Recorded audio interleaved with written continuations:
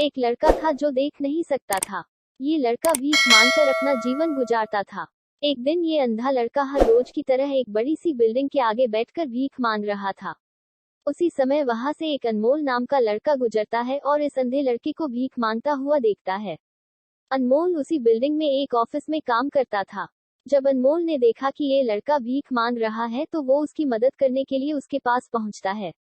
अनमोल वहां जाकर देखता है कि इस लड़के के पास एक डिब्बा है और उस डिब्बे में थोड़े सिक्के भी है।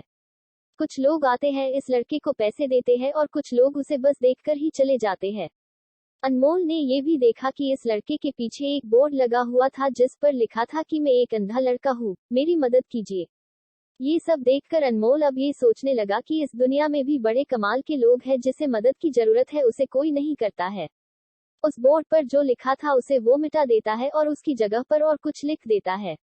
अब अनमोल कुछ पैसे उस डिब्बे में रखता है और ऑफिस की ओर बढ़ता है। फिर अनमोल ऑफिस पहुंचता है और हर रोज की तरह अपना काम करता है। शाम को जब वो ऑफिस से अपने घर जाने के लिए निकलता है तभी उसे वो अंधा लड़का याद आता है। वो ये सोचता है कि मैं एक बार घर जाने से पहले उस लड़के को देख लूं।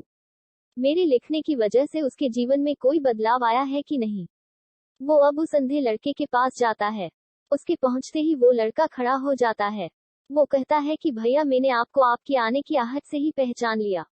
आप वही है जो सुबह आए थे और मेरे इस बोर्ड पर कुछ लिख कर गए थे।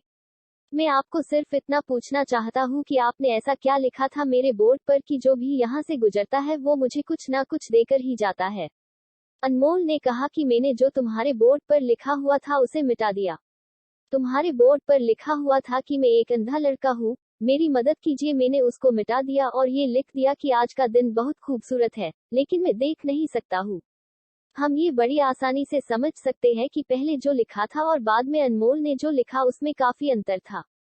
अनमोल ने जो कुछ भी लिखा था वो एक नई सोच थी और ये लाइन पढ़ने वालों में भी पॉजिटिविटी फैला रही थी, इसलिए